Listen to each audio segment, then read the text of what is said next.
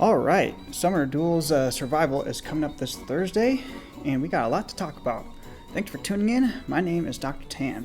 So, let me go ahead and pull up the map here. So the map here is what we see on the right side. Shoutouts to Soft Brilliant for the data mine. So, the captain skills are Flighting Talent, Piercing Cold, and Secret Maneuver. And the bonus heroes are Chosen Leg Yarn, Jormungandr, I'm just going to call her Yorm, and then Emblem Marth. Let's go ahead and start with the map. So as you can see, the map is quite open here. We have two unbreakable structures right here in the center, and then four breakable structures right here. Two of them hugging the unbreakable structures, and then two more on the kind of like the outer sides of the square right here. So given how open this map is, it does give you a little more flexibility for creating openers, along with everyone being so bunched up together towards the corners of the map. In the past, this map was kind of like a haven for Pathfinder Cavline teams, but Pathfinder is no longer being used, so we shouldn't be expecting to see anything like that for this upcoming SDS season. The bonus heroes themselves, they're decent, but they're not all that impressive, with the exception of Emblem Marth. Chosen Leg Yarn does provide extra stats in combat, True Charge and Truly Incited, along with some speed defense bonuses and like the extra +2 to all stats bonuses after start of turn effects trigger. She also does have that unique effect of being able to break all icicle and ice terrain within 3 rows and 3 columns of her after start of turn effects trigger. Jormungandr is the most recent mythic hero that came with Iron Fighter. She is a pretty decent far savior, but the biggest thing that we'll have to talk about with her is the inclusion of Iron Fighter, because it does bring a strong revival of save balls to the meta. Yeah, I'll get into that later. And then, Emblem Marth is there, but he sucks. So you should really only be bringing him if you're absolutely desperate for a last life, but I really don't recommend bringing him. Like, if you're down 3 lives and you have Emblem Marth, I would say just, you can try, but don't get your hopes up. So let's go ahead and move over to the tier list I've compiled. We'll start off with the Definitely tier. Allfather, Legendary Sakura, and Summer Thor, Heimdallr. Those 5, they're not really going to be going anywhere soon unless there's a hard counter for any of these units. I mean, Summer Thor did have a hard counter of Mythic Adult Tiki coming out, but she can only be available on 1 out of 4 teams, so you should expect to see Summer Thor being prevalent. Given that she is a hard counter for everyone else in the meta, everyone's going to be looking to use her somewhere. Fallen Male Byleth, he's still a very strong meta threat. He scales very well off of bonuses and support. Emblem Roy is a decent enough omni-tank frontliner that people can rely on. He's not the best. He's not like Fallen Male Byleth in my opinion. He does need either Inheritance for the extra movement or Sigurd Ring. And then there's Harmonic Brave Micaiah. She is almost like Attuned Micaiah 2.0 minus the Omni Guidance effect that her Attuned variant brought. But that means that she has more flexibility to run things like Strat Assault, Breath of Life 4, but if you need more mobility, you could also use Soaring Guidance 4 or Guidance 4. Then we have the new Cheerleader Byleth. She is the most recent 3-range style melee unit that got included in the game. She is a very good Omni-Tank and Nuke at the same time. She also comes with the button for I think it's 3-range Divine Terrain Vert wherever she's placed at. So that can be good for clearing out Corn Ring users from her opponents, or if she needs to make sure that opponents can't warp into her backline support allies. I also put Jormungandr here as well, because given that she's the most recent mythic hero with Iron Fighter, people are going to be relying her as for example, someone needs a far save and they're out of far saves, then Jormungandr is probably going to be their option. And moving down to the very likely tier, I can't recall if Brave Ecthanir was here or not, but I do want to talk about him. The inclusion of Iron Fighter It makes him a much more viable option for SDS teams nowadays, because more than one player, or it's more than one armored hero on a team can run Iron Fighter, and if he's paired up with another magic savior such as, Rearm Vanitas, then getting through such a save ball team would be incredibly difficult if you don't have a way to cleanse out the assigned decoy status that Brave Eclaneer provides. Vanitas, I've seen some people favorite her as the preferred magic savior. She does have pretty high defensive stats. With Iron Fighter, she's able to beat out most magical threats that would be attacking her.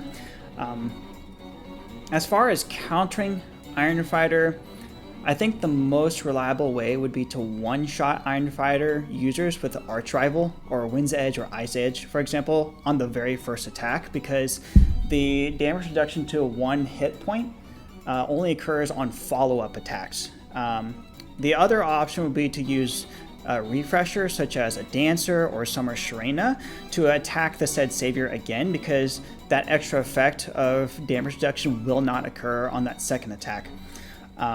Iron Fighter can be seen as just like a quote-unquote like a delay of the inevitable. However, that only really occurs if the opposing team has a refresher with a Dancer or Summer Sharena, like I had mentioned. I did also put Harmonic Brave Lyn over here in the very likely tier.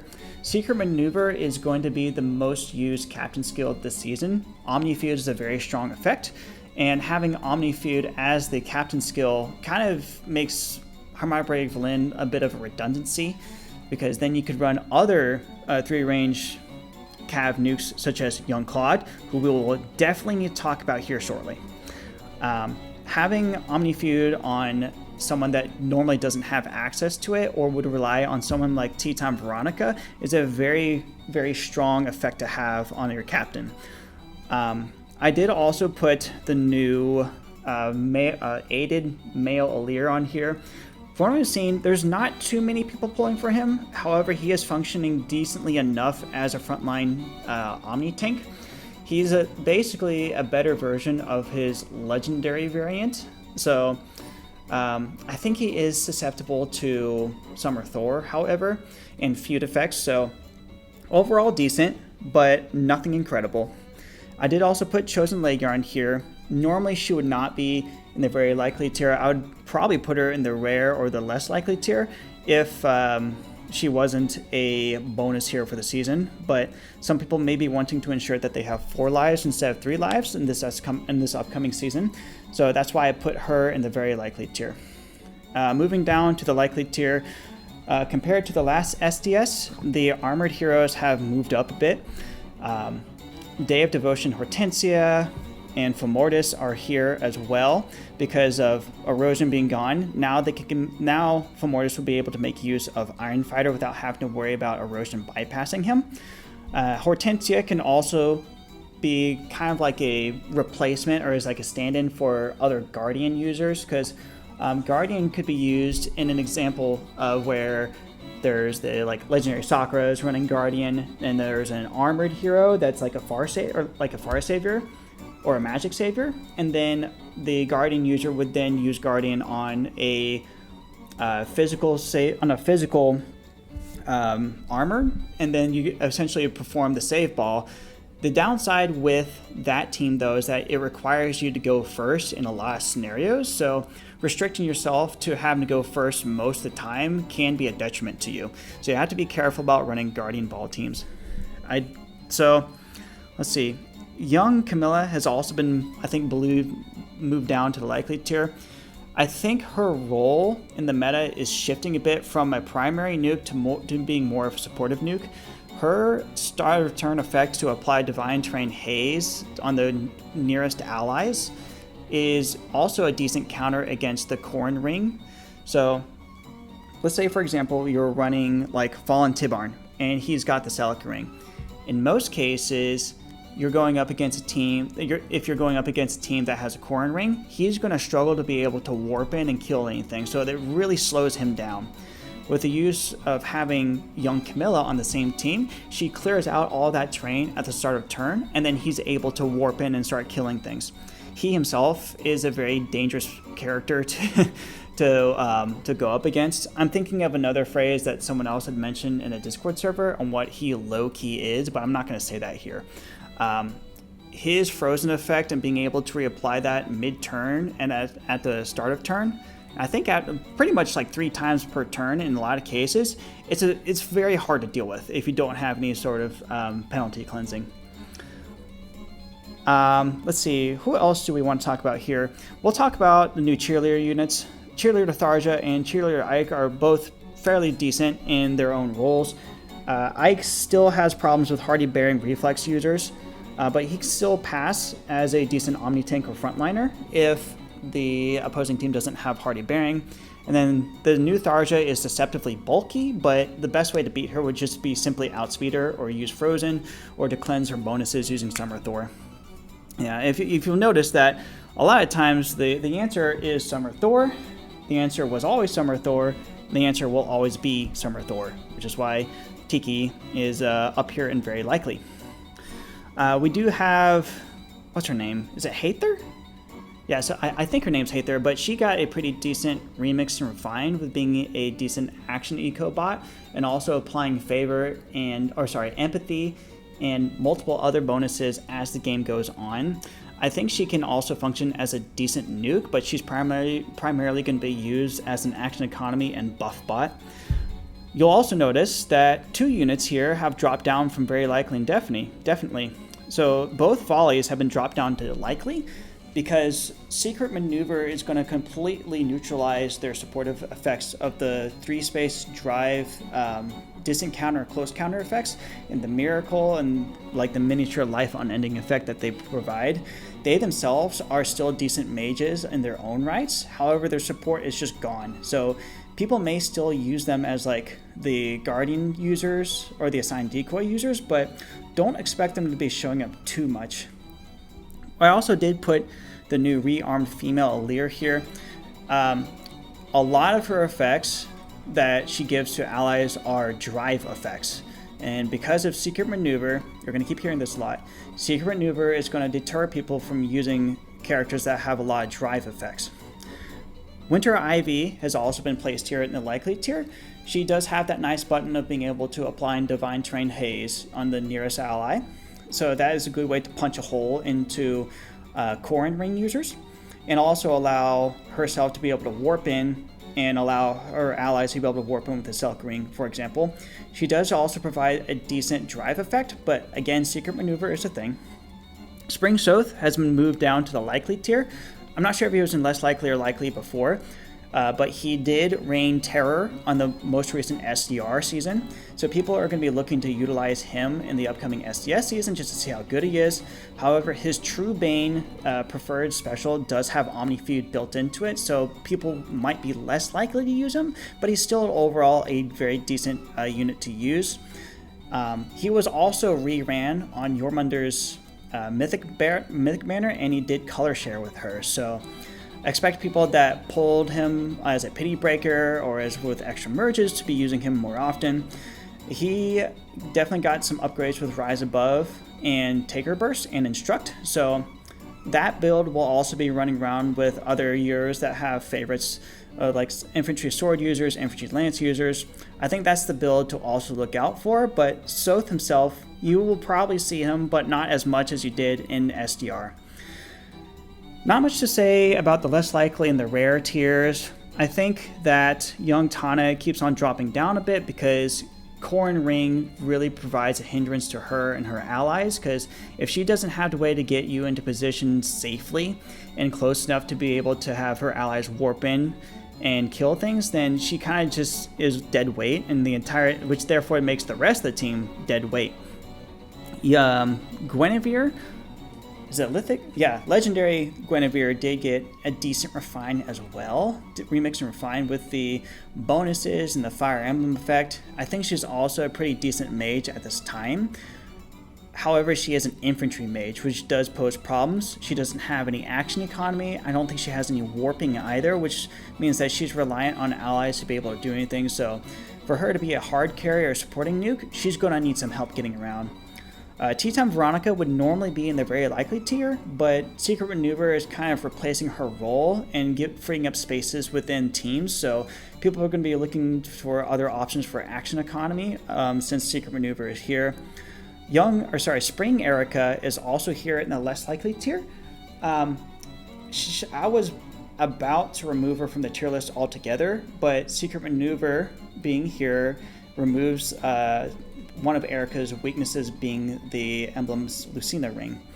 And then we also have Emblem Corin here. She is the best she's the best Divine Terrain applicant for the team, also granting out Draconic Hex, so she is a decent support ally and can also be used as a magic savior.